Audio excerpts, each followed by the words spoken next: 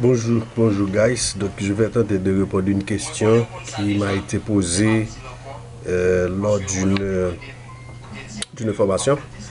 Donc c'est un officier de projet qui m'a posé cette question. Donc je vais tenter de répondre parce que et peut-être je vais essayer de répondre également de part de mes expériences. Mais je sais qu'il y a d'autres praticiens, ok, qui peuvent répondre mieux.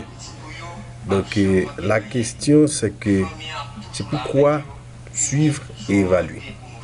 Donc, comme j'ai bien dit, grâce à mes expériences, je vais tenter de répondre à la question. Donc la première réponse, c'est que vous contrôlez et vous évaluez parce que tout au long du projet, vous avez appris certaines choses qui ont marché et que là, ce serait intéressant de poser la question pour savoir qu'est-ce qui a marché et pourquoi. Donc ça, c'est un premier élément de réponse.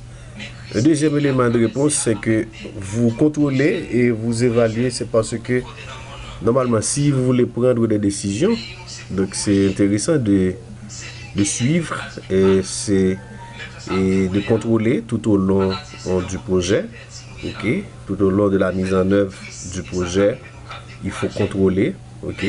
Donc et c'est juste pour voir normalement et quels sont les résultats par rapport aux objectifs qui ont été fixés.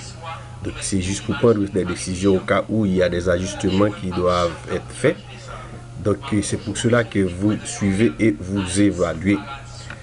Un troisième élément de réponse, c'est que si vous voulez normalement utiliser les ressources à bon escient, donc eh bien, si vous voulez voir est-ce que les ressources ont été bien utilisées en termes d'efficacité, donc dans ce cas, il faut suivre et il faut évaluer. Un quatrième élément de réponse, c'est que, et c'est sûr, tout au long de votre projet, vous allez mesurer les progrès et par rapport aux objectifs qui ont été fixés. Et au cas où il y a à informer les responsables du projet, donc il faut le faire. Donc c'est juste pour encore faire des ajustements.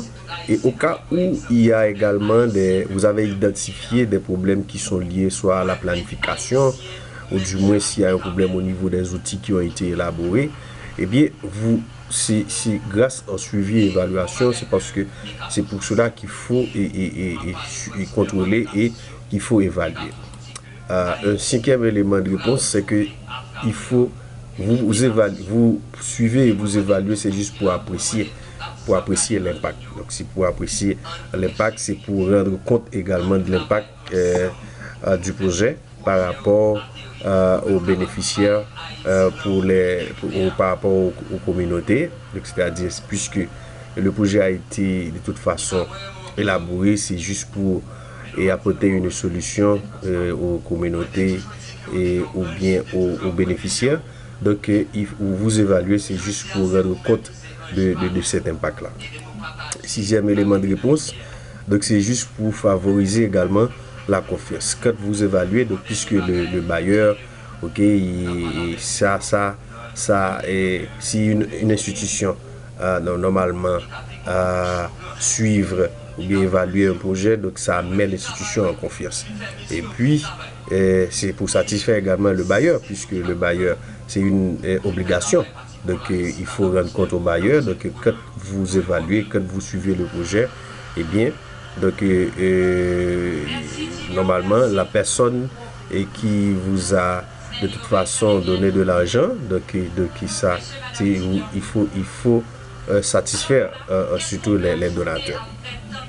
Et puis un huitième élément de réponse, c'est grâce au suivi et évaluation, eh bien, ça va vous permettre de créer ce qu'on appelle une mémoire institutionnelle, c'est-à-dire ça crée de la connaissance au niveau de l'institution. Et donc ça, c'est vraiment un élément très important. Donc ça va vous permettre de mettre, si vous voulez, en évidence l'aspect learning. Vous avez appris du projet et c'est sûr que vous allez partager ces éléments, c'est-à-dire ce que vous avez appris avec les autres institutions.